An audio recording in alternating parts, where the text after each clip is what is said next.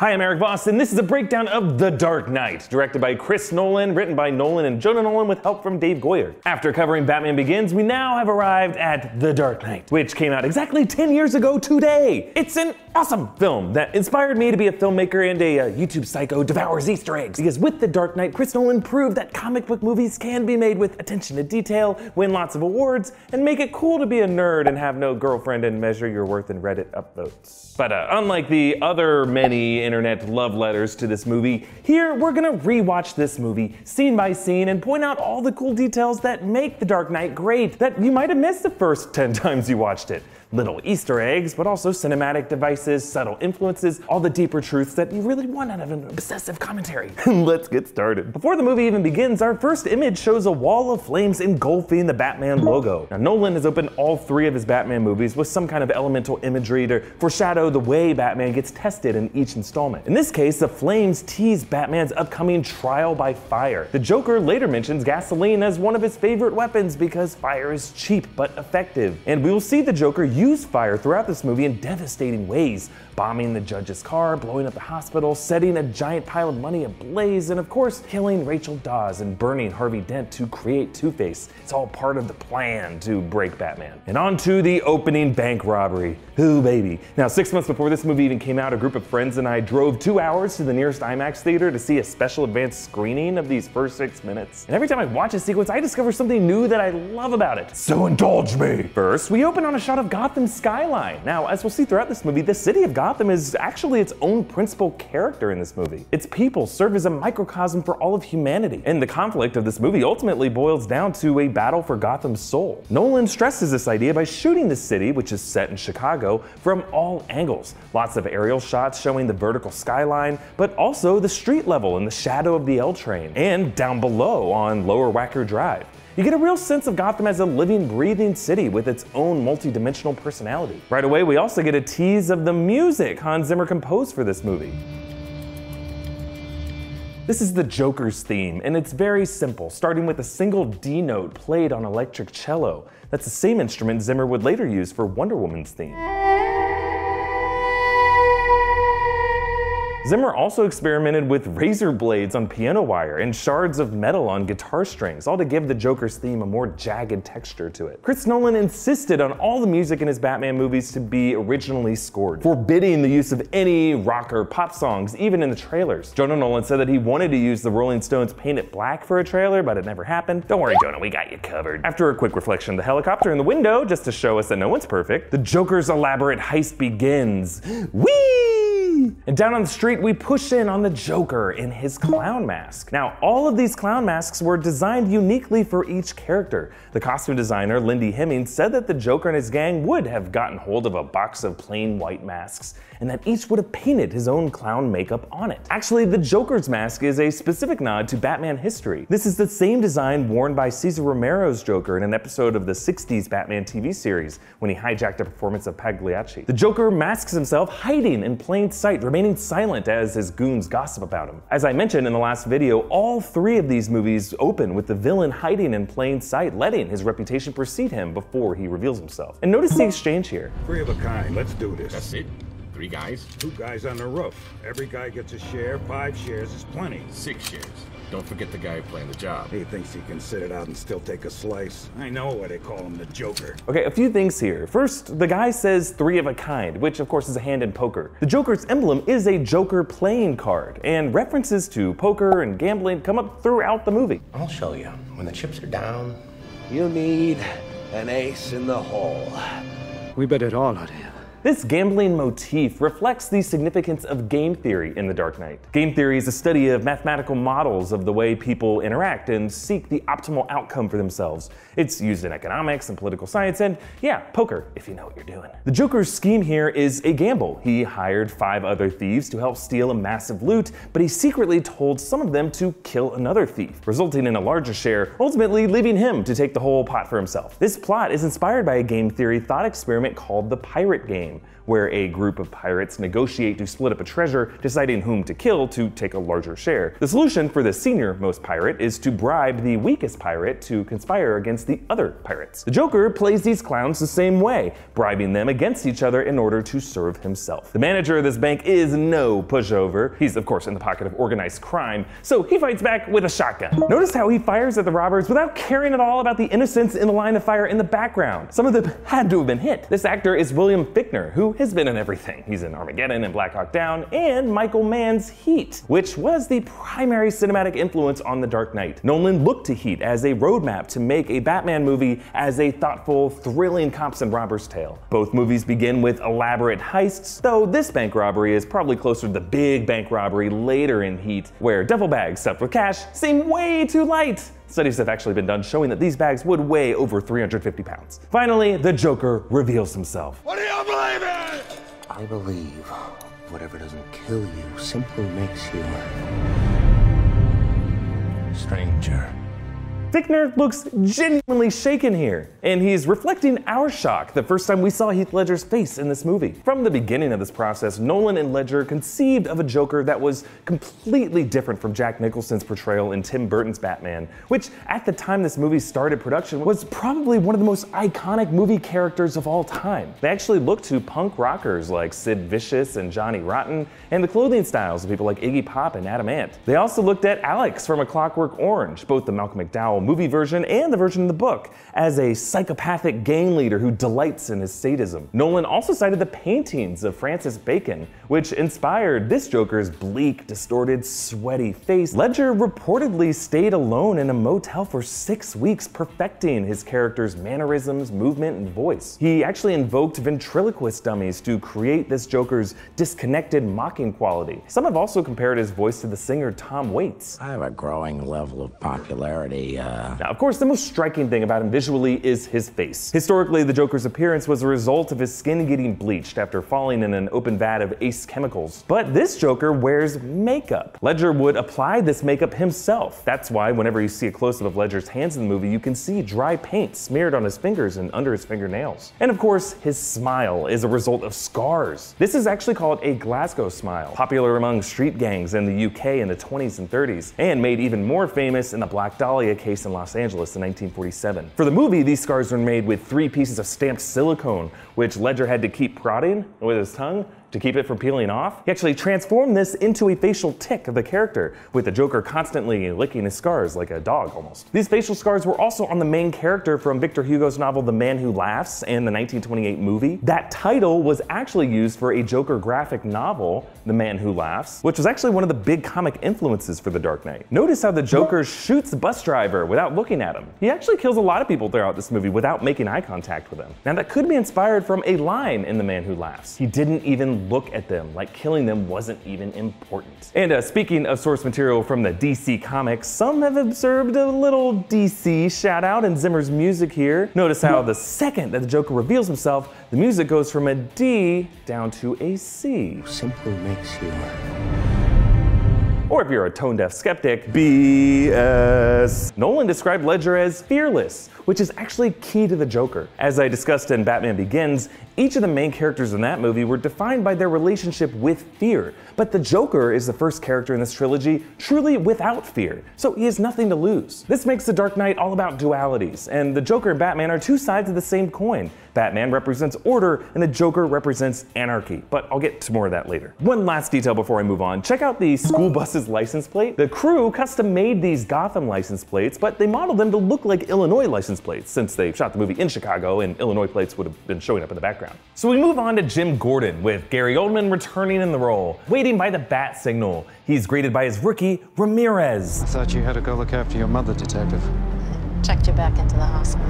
Now we know later that Harvey Dent doesn't trust cops like Ramirez, but right away she gives us a smoking gun in the form of this shady little eye shift. Later it's revealed that it was Ramirez who betrayed Harvey Dent because she was in debt to the Joker's gang for her mother's medical bills. Then we move on to this drug deal with Dr. Crane, aka Scarecrow, with Cillian Murphy reprising his character from Batman Begins for just a cameo in this movie. This deal is interrupted by these copycat Batmen. They're wannabe vigilantes who dress up like Batman Batman, and they're based on the Sons of Batman in Frank Miller's The Dark Knight Returns, which is another major comic influence on Nolan's movies. After busting up the deal, Batman scolds the copycats. I'm not wearing hockey pants. Ooh, turn down the bass. Honestly, when I first heard this line, I was like, what are hockey pants? Yeah, Christian Bale has gotten some heat for his Batman voice. Actually, while shooting this movie, he actually used a voice that was similar to the one he used in Batman Begins, but Nolan felt Batman needed a grittier rasp. So he had Bale actually re-record his lines in post-production. So take it up with Nolan. After this, when Batman meets with Gordon in the bank vault, notice the security camera photo of the Joker. It's dated 2008/7/18. This was the movie's release date, July 18th, 2008. Alfred Pennyworth, Michael Caine, stitches up Bruce in the temporary Batcave after Bruce's mansion burned down in Batman Begins, and we move on to Rachel Dawes in court,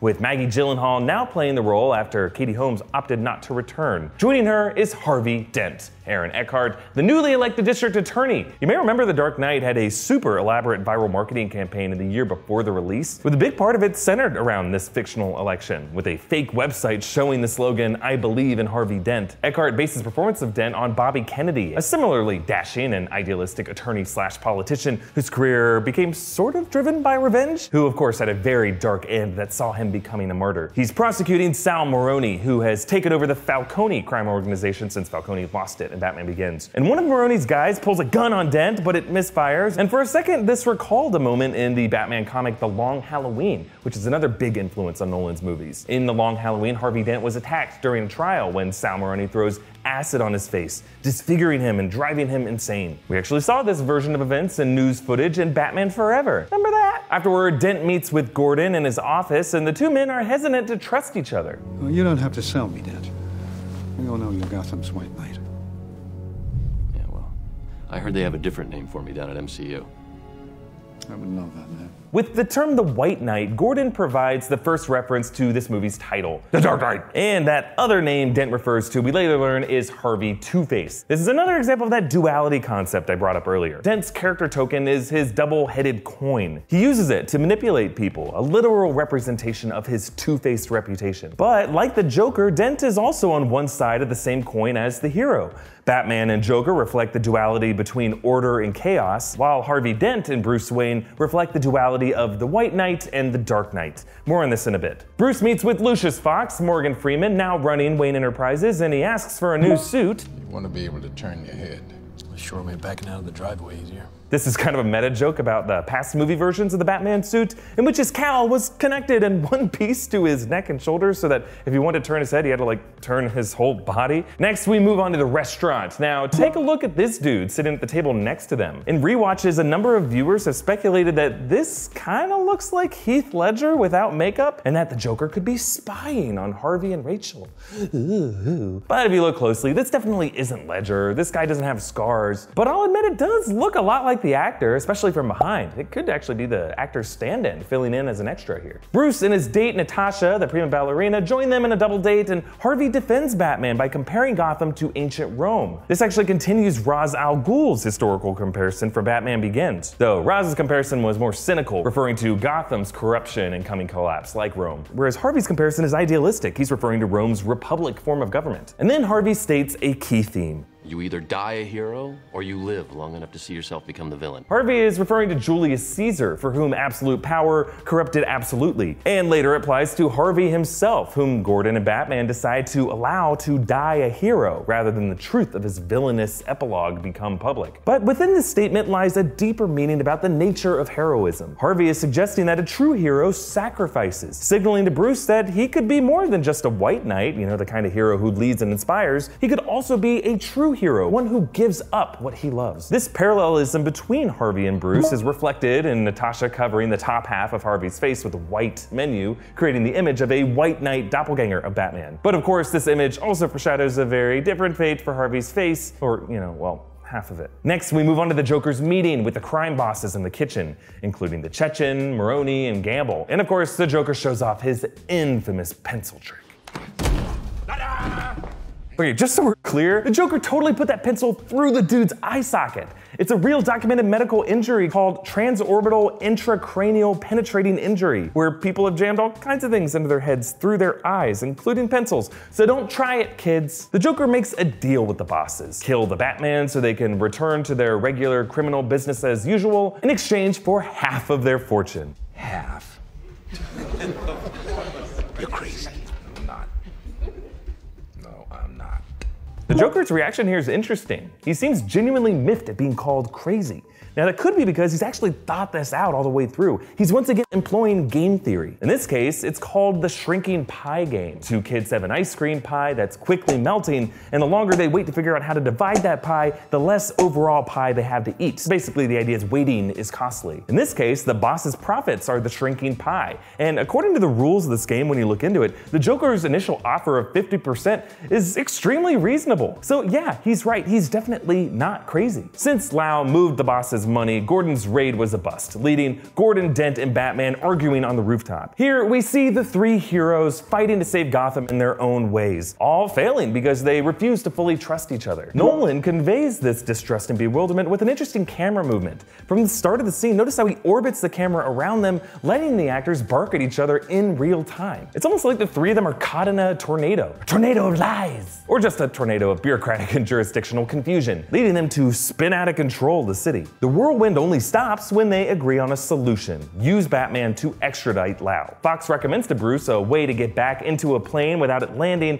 a CIA program called Skyhook. Skyhook is actually a real thing from CIA history. Its official name was the Fulton Surface-to-Air Recovery System, and it works as we see it in the movie, with a balloon that inflates and connects to a harness that reels someone onto a plane in midair. It was actually featured in a 007 movie Thunderball. Remember? This is another example of Nolan using real-world military technology to justify the plausibility of Batman's gadgets, as he did all over the place in Batman Begins. Nothing in these movies comes off as too comic booky. This Batman could exist in our world, and he does. Fox also gives Bruce his new armor, allowing flexibility and agility, but gaps in the plates expose him to knives and other threats. How will it hold up against dogs? We talking Rottweilers or Chihuahuas? Should do fine against cats. Now for many viewers, Fox's joke about cats seemed to be a teaser for Catwoman to appear in the third movie. In Batman Returns, Michelle Pfeiffer's Catwoman does stick a claw in the gap in Batman's armor. And these fans were kind of right. Catwoman does appear in The Dark Knight Rises, but it ends up being another woman who stabs a knife through the gap in Batman's armor, Talia al Ghul. Meanwhile, the Joker poses as a dead body to get a jump on Gamble. It's a little hard to tell here, but if you look closely, you can see the Joker stabbed two of Gamble's men and used their bodies as leverage to lift himself up. Very cool. The Joker tells Gamble a story about how he got his scars, abuse from an alcoholic father. He turns to me and he says, "Why so serious?" He comes at me with the knife. "Why so serious?" Now, of course, we learn this is just one explanation for Joker's scars. We learn later that he's actually an unreliable narrator. But by painting the Joker as a victim of abuse in this moment, Nolan almost tricks us into feeling sympathy for the character and seeing a possible vulnerability in his complex psychology. Daddy issues. Oh, how wrong we were. And listen to the music here. Why so serious? That Joker theme of a steady D note bends upward to a D sharp, kind of like a plane crashing. But really it's D and D sharp being played together at the same time, blended. Unlike notes that are separated by several steps and can produce harmony when played together, two notes separated by only a half step played together is just really jarring. It feels like a mistake. And that uncomfortable tension from the music contributes to the overall unease we feel in this moment. The Joker's apparent emotional breakdown with his blade in Gamble's cheek. Joker makes the three remaining members of Gamble's gang fight with a snapped pool stick for a spot in his crew. Now this is one of many examples of the Joker manipulating his enemies against each other, but it also foreshadows his ultimate plan in the third act. These three men parallel the three men trying to save Gotham. In both cases, the Joker aims to turn one of the three against the other two. So just like the snapped pool stick, he snaps Dent's sanity and turns him against those other two. Moving on to Hong Kong and Batman's capture of Lau. This is all fun, but one detail I want to point out about this sequence. Before Batman Batman swoops into Lau's building, notice the time bombs Batman sticks on the windows. We see one counting down from 2 minutes and 23 seconds. These bombs explode almost exactly this amount of time later in real time. Nolan edited this sequence so that Batman captures Lau within the countdown 2 minutes earlier and our experience watching it. Now, Nolan may not play around with timelines in his Batman movies as much as he does in his other works, Memento, Inception, Interstellar, Dunkirk, but he definitely shows an attention to detail when it comes to time and countdowns. When Lau gets interrogated, Harvey and Rachel realize that they can charge all the gangs using RICO. That's a real-life federal law passed in the 70s that has been used to prosecute criminal organizations, including the Hells Angels, mafia families, street gangs, and often crooked government agencies. Dent meets with Mayor Anthony Garcia, played by Nestor Carbonell, aka Richard from Lost. His caution speech to Dent leads to the biggest jump scare of the movie. Followed swiftly by you and me.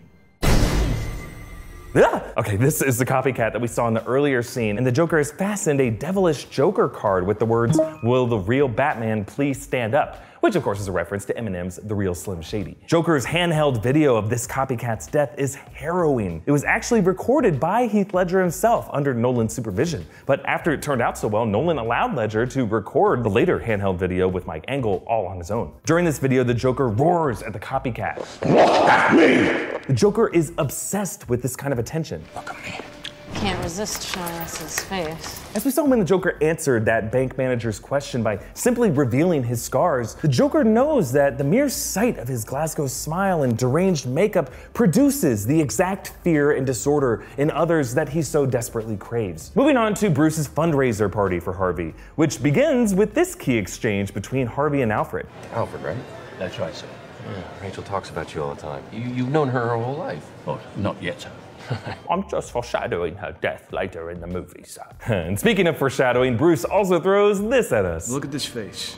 This is the face of Gotham's bright future. A face perfectly proportional between its right and its left. A face free from blemishes or scars or burns. And I will never have to face these words coming back to haunt me. Also, notice Bruce's dates, if you haven't already been ogling. There are 3 of them now, a step up from the 2 he brought with him in Batman Begins, and some have said that with Bruce, the colors of all their outfits could be reflecting the cyan, magenta, yellow, and black of the CMYK printers that comic books are printed in. The You're Stretching It music sting is coming back. BS. The Joker upends the night by hitting his 3 targets simultaneously. Police Commissioner Loeb by poisoning his liquor with dry ice, I guess. Judge Cirillo by blowing up her car, and of course crashing Dent's party. Now check out Alfred the moment the Joker bursts in from the elevator. This scene was shot early in production, and Michael Caine said that this was the first time he met Ledger face to face, and he was so shocked to see Ledger's face that he forgot his lines. And notice the Joker's actions here.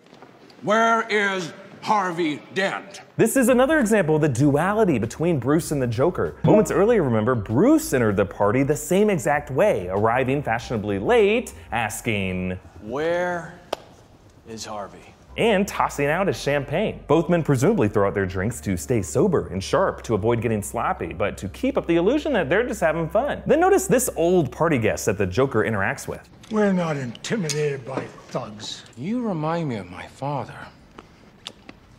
I hated my father.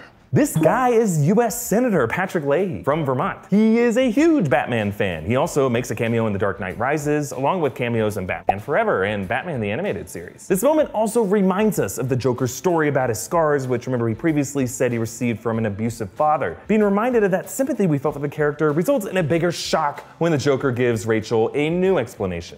So I had a wife who gambles and gets in deep with the sharks. One day they carve her face. I just want to see her smile again. So, I stick a razor in my mouth and do this. This is the moment we feel the most frightened of the Joker, because we realize that his story about his dad was complete BS. We now realize that we can't trust a word out of this guy's mouth. He's a true psychopath. The idea to not give the Joker a definitive backstory was decided by the Nolans early in their writing process. They took inspiration from The Killing Joke by Alan Moore, in which the Joker narrates a tragic backstory, but he later says, if I had a past, it would be multiple choice. Many readers concluded that this made the Joker an unreliable narrator narrator, and that we could never truly know what his origin was. Also, notice how Nolan once again spins the camera around the Joker and Rachel, accentuating this disorienting revelation. It's as if that dizzying whirlwind of lies that Dent, Gordon, and Batman were in earlier was caused by this unpredictable tornado. Then Batman apparates in the Joker's peripheral vision, miraculously saving Rachel, leading Bruce and Alfred to try to understand the Joker's MO. Criminals aren't complicated, Alfred. This line is a callback to Batman Begins. Remember, Ra's al Ghul said these same words to Bruce. A criminal is not complicated. The fact that Bruce still parrots Ra's al Ghul's absolutisms show that he still has a lot more to learn about the complexity of the criminal mind. Alfred responds with his awesome anecdote from the time he was a soldier hunting a bandit in Burma who kept stealing jewels and just throwing them away because Some men aren't looking for anything logical, like money. They can't be bought, bullied, reasoned, or negotiated with. Some men just want to watch the world burn.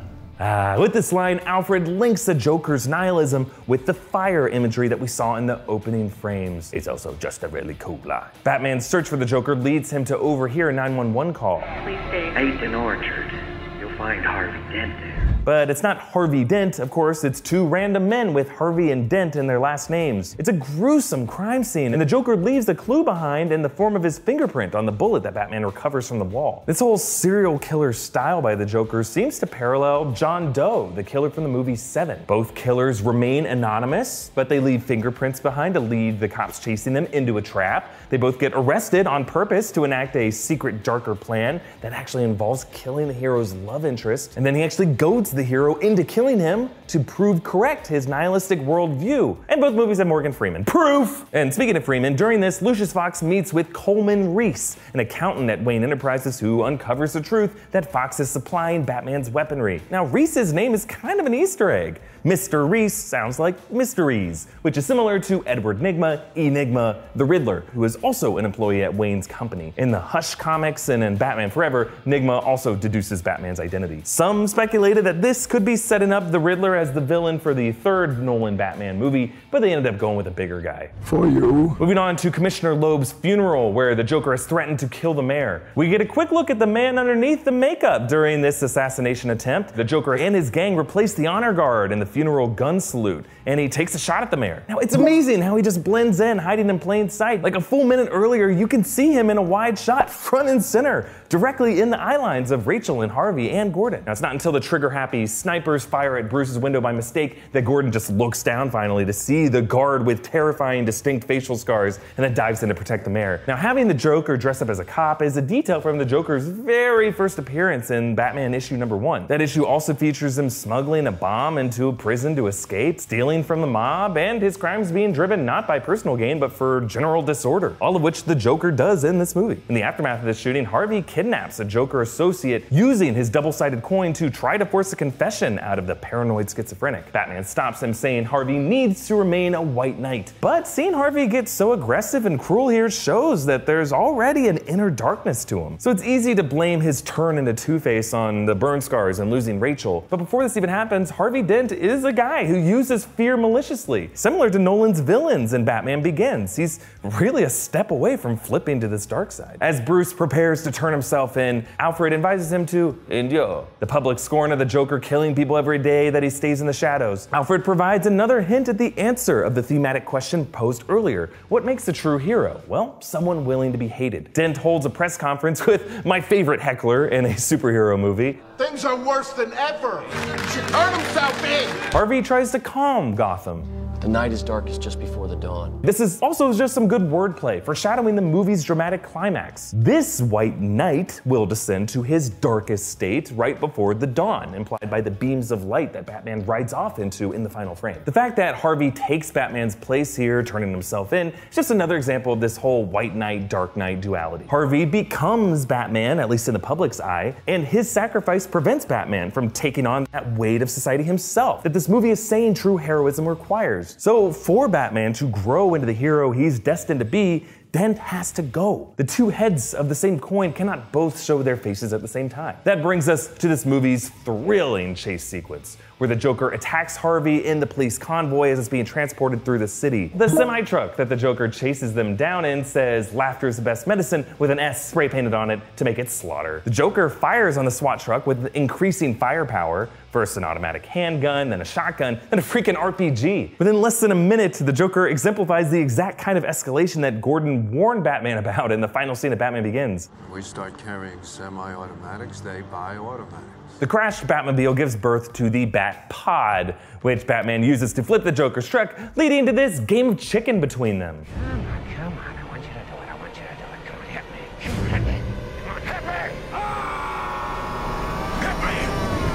The Joker isn't lying here. He doesn't want to kill Batman. He doesn't fire at the Bat Pod. He just fires at other cars to clear a path for Batman to himself. He genuinely wants Batman to kill him, but it doesn't happen. To use the Joker's analogy, the two of them are an unstoppable force in an unmovable object. Nolan's camera work flings the unstoppable Batman to the unmovable Joker. But at the last second, the forces repel each other, kind of like equally charged ends of magnets. Now we'll get to the core of this relationship in just a bit. The Joker ends up being caught by Gordon, still alive, disguised as the SWAT driver. The Batman comic The Long Halloween also features Batman posing as a SWAT officer and Dent faking his death, both of which were reassigned to Gordon in this movie. Harvey is exonerated and freed briefly, but we see that he's not headed to safety. The cops putting him in the car are Joker-influenced detectives Shifty Eyes Ramirez and Wirtz is the worst. While the Joker sits in the prison cell, notice his reaction to the large, mentally disturbed man who gets thrown in with him. Please step away from the bars. My insides hurt.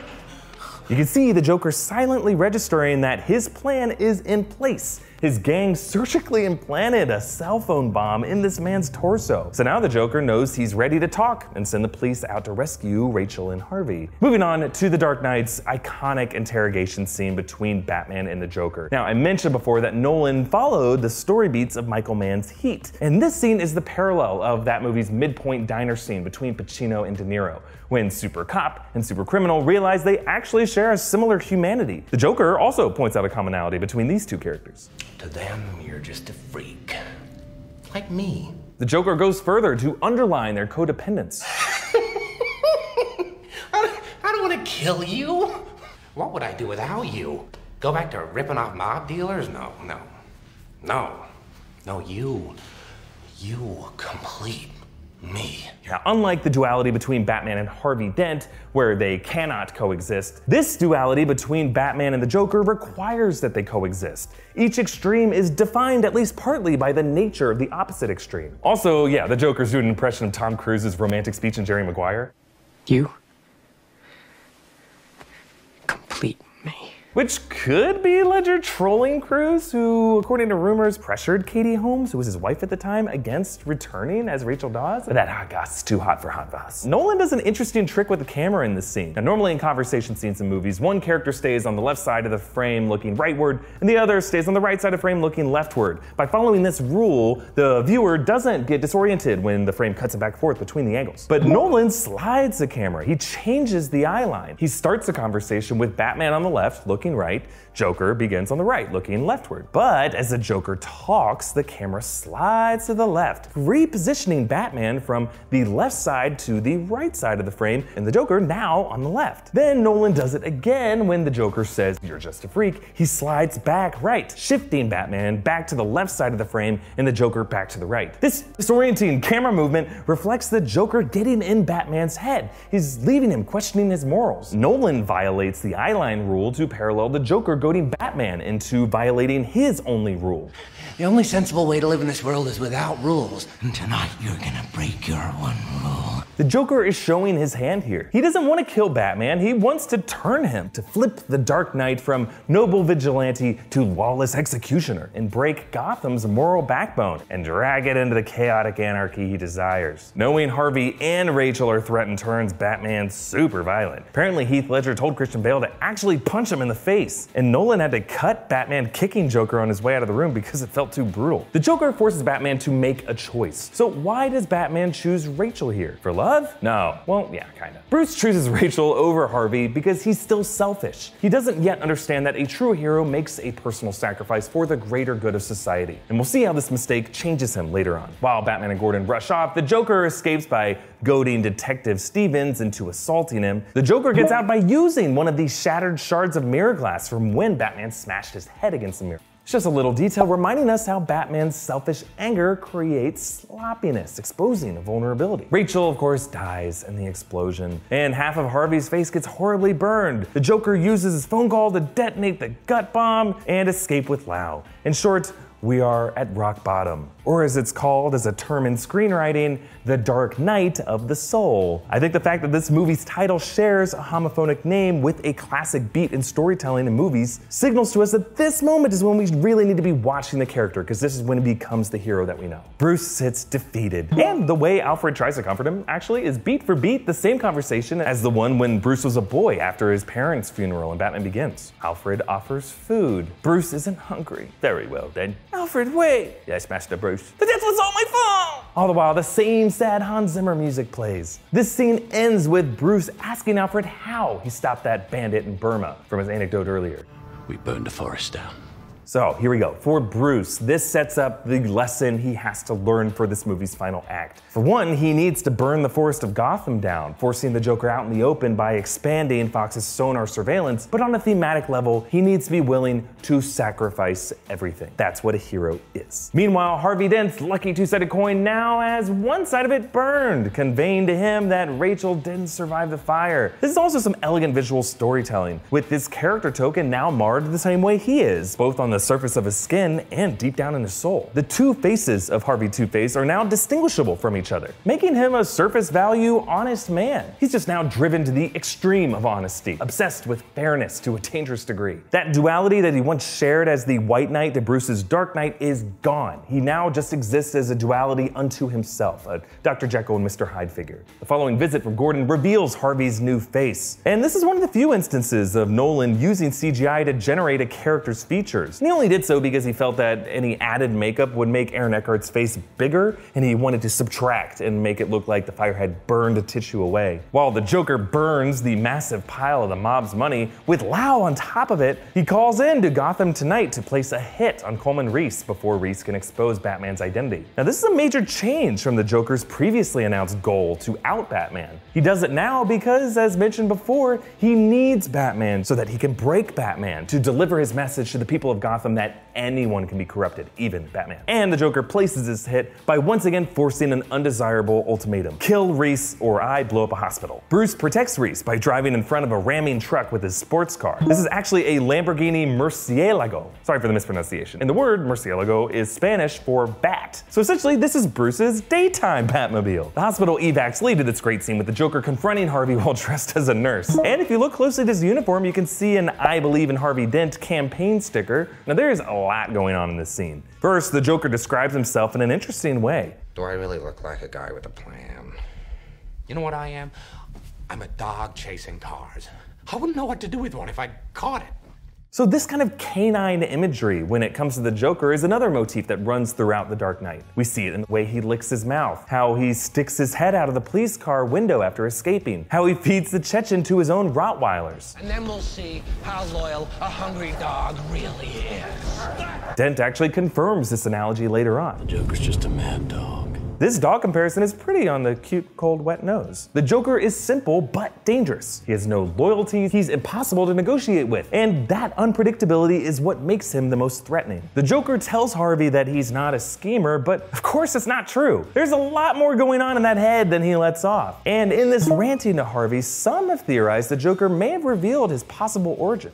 If tomorrow I tell the press that like a gangbanger will get shot, or a truckload of soldiers will be blowing up, nobody panics. Because it's all part of the plan. His reference to a truckload of soldiers led to a fan theory that the Joker could have been a former soldier, angry at society for forgetting about him. Perhaps his facial scars could have been caused by shrapnel from an IED or something. And that just fits with his general knowledge about explosives and firearms and how he was able to blend in with the honor guard in a uniform and handle a rifle. More recently, comedian Patton Oswalt speculated that the Joker could have worked as a military interrogator based on his earlier advice to Batman. Never start with the head. The victim gets all fuzzy. Now, these possible backstories are just fun to consider, but again, the whole point is for the Joker's backstory to remain a mystery. He's just more of a threat that way. By the way, a lot of the Joker's moves in this scene were inspired by the graphic novel The Killing Joke by Alan Moore, which is one of the first darker examinations of the Joker's psyche. Now, in The Killing Joke, the Joker conducts an elaborate social experiment to drive a good lawman over the edge with one really bad day. In The Killing Joke, it was Commissioner Gordon. Here, it's Harvey Dent. Now, one last detail in this scene, when the Joker arms Harvey with the revolver and points the gun at his own head, look closely at his fingers. The Joker's thumb is holding back the revolver's hammer. So if Harvey ended up trying to squeeze the trigger, he wouldn't be able to. This is another example of the Joker's games. He says he's not a schemer, but he is. He wants Harvey to feel like he has control, that he could have taken the Joker's life if he wanted, but really, the Joker has some bigger and grander ways to inspire panic than that. And the Joker follows through on his threat to blow up the hospital. This effect was practical. Nolan demolished a real building. This was actually an out-of-use candy factory in the Chicago suburbs. So they had to get this shot in one take. So when the charges didn't go off right away and the Joker reacts by turning around and checking the detonator, this was all improvised by Heath Ledger. Also contributed by Ledger himself was the second Joker video to Gotham City News, for which again Ledger worked the camera for. Originally the script called for this to be a video message from the Joker's own mouth, but Ledger had the Joker give the words to Gotham Tonight host Mike Engel. By the way, this is actor Anthony Michael Hall, who just does not look like his 80s teen star youth. The script pages fly upward as he reads them, showing us that the Joker is actually hanging him upside down by his feet. Meanwhile, Batman shows Fox his plan to burn the forest down. Fox's sonar technology expanded to this big brotherian surveillance system. The design of this could have been inspired by an art installation called the Listening Post. It was built in 2005 and now sits in the Science Museum in London. Its screens display random lines from the internet meant to display online communication in a glance. Harvey goes on his afternoon killing spree, leading him to Maroni, and if, like me, you were wondering how the hell Harvey ended up in the backseat of Maroni's car, Nolan gave us one amazingly subtle shot. Check this out. So as Maroni rounds the front of the car, on the far left of the frame, you can barely see Harvey sneak up behind this guy, knock him out in the back of the head with the gun, and drag him away. It happens so fast you barely see it. Now Maroni definitely doesn't see the scuffle because he happens to check his watch at the precise moment. Then right before Maroni gets to the back seat, check out that side view mirror. You can see the reflection of Harvey Dent sitting in the back seat on the driver's side. There's no way Nolan expected viewers to notice this the first go around. He just snuck it in there so that he could feel logically satisfied that Harvey Dent could have plausibly ended up in that car. Nolan, you clever dog. So let's move on to the final game that the Joker promised in his video earlier. This involves two ferries, one containing average citizens of Gotham, the other containing convicts that Gordon wanted to get out of there to try to get them away from the Joker's plan, even though by doing so, he ended up putting them directly in the plan. The Joker gives each ferry the detonator to an explosive on the other ferry, telling them both that if they don't blow up the other boat by a certain amount of time, he'll blow up both boats. And of course, the boats are unable to communicate with each other and hash this out. Now, this game is another example of the Joker employing game theory. And it might actually be the most famous thought experiment. It's called the prisoner's dilemma. In this one, two prisoners are kept separate from each other by prosecutors trying to get them to testify against the other prisoner. If both prisoners betray each other, they both go to jail for a long time. If only one of them betrays the other, that one goes free, but the betrayed one is screwed. And if both prisoners stay silent and do nothing, they both serve time for a lesser charge. That's how they win. Now, there's actually an amazing episode of the game show called Split or Steal that illustrates this idea wonderfully. Go watch it. Now, in this case, the Joker is so convinced of his cynicism toward human nature that he is certain one of the ferries will go boom. Either the criminals just being evil and blowing up everyday citizens, or the citizens cold-heartedly offing the criminals. The Joker warned Batman about this ultimate plan and his general worldview earlier during the interrogation. See, their morals, their code. It's a bad joke. I'll show you. When the chips are down, these civilized people, they'll eat each other. Now, it would make sense for the Joker to assume the worst about people. The behavior of the people of Gotham have proven him right at every turn. They always panic. By trusting a guy like Batman, these are people who celebrate vigilante justice outside of the rule of law. So if either one of these fairies go boom, it proves the Joker right. Human nature is screwed. This conflict sets up the third act of The Dark Knight to be a battle for Gotham's soul that I mentioned before. This separates The Dark Knight from other superhero movies, which typically aim to save the world from literal destruction. But by making this finale more than a battle to save humans, but a battle to preserve humanity and human decency, it makes us all care so much more to see the Joker's cynicism fail. The desire to have hope for yourself is such a stronger impulse in an audience. The Joker presides over all this from a nearby building where doctors are held hostage, though Batman soon realizes that the innocent victims are dressed like clowns, whereas the criminals are dressed as doctors. This switcheroo is parallel to the reversal of stereotypes down on the fairies. The more moral of the two groups, the ones more willing to save lives, are actually the ones dressed in criminal attire. The clowns are on the average citizen boat. They're the ones who appear more willing to play the Joker's game. But at the end of the day, they do not. The people of Gotham call the Joker's bluff, and while neither the Batman nor the Joker destroy each other, the city of Gotham ends up being the true hero. Batman's goal was always to inspire the best out of people, and he appears to have finally done that. Maybe accidentally. The last we see of Ledger's Joker, he's suspended upside down, though the camera rotates to make him appear right side up. This reflects the Joker's final turning the tables on his adversary. He has one last trick up his sleeve to turn Gotham on its head: his corruption of Harvey Dent. And being upside down with the Joker's anarchy in these final moments leaves us in a state of unease that he might be right, which is really the best place to leave us with the Joker. The final scene returns us to 250 52nd Street, the palindromic address where Rachel Dawes died. It also returns us to the three-headed conflict at the heart of the attempt to save Gotham City. This battle of the soul of Gotham has transferred from hundreds of people in a sample portion down to Gotham's White Knight himself, one man. Does Harvey Dent being lost mean that all of Gotham is lost? Well, Harvey's final coin toss for Gotham's fate lands on the good side up, so in a way, that's a good sign. Actually, by the way, it could be a nod to Two-Face's end in Batman Forever, when Tommy Lee Jones's Yosemite Sam impression died with the coin he flipped for Batman's fate landing on heads. After saving Gordon's son and knocking Harvey Two-Face off the ledge, Gordon thanks Batman. Thank you. You don't have to thank me. Yes, I do. This is a callback to the final lines of Batman Begins. I never said thank you. And you'll never have to. Batman decides to save Harvey Dent's reputation, repeating Harvey's "you either die a hero" line from earlier. After his selfish romantic heroics cost him both Rachel's life and Harvey's reputation, Batman has learned what it means to be a true hero. To make a self-sacrifice, even if that means turning herself into a pariah to carry the sins of society. Batman has learned that he cannot do this alone. It takes all of society to stand up and have faith in their own decency. Sometimes people deserve to have their faith rewarded. It's interesting that Batman says these words over the image of Lucius Fox, destroying that invasive surveillance system. Now, Fox's ethical objections reflected the political debate in the mid-2000s over the Patriot Act, which expanded the surveillance power of the US government agencies after 9/11. The conclusion that Batman and this movie want us to draw is that technology and weapons and restricting freedoms may be ways to fight terrorism, but really everyday people rejecting terror, even when under threat, is the only way to fully vanquish it. And in case this happens too fast or Bale's voice is too raspy, Nolan provides Gordon's son as an audience surrogate to explain this all to us like we're 5. He didn't do anything wrong. Because he's the hero Gotham deserves, but not the one it needs right now.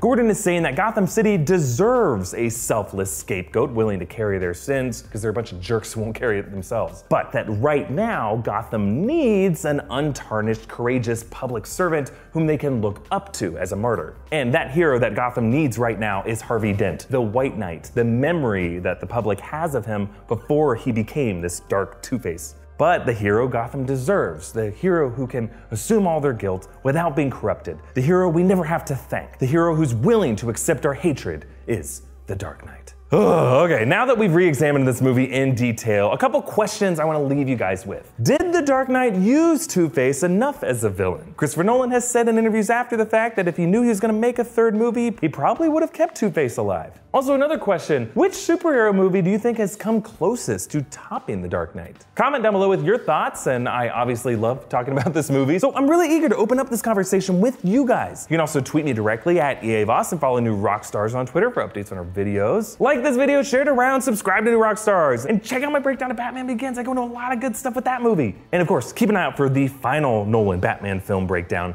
of The Dark Knight Rises. Thanks for watching, everyone. Bye.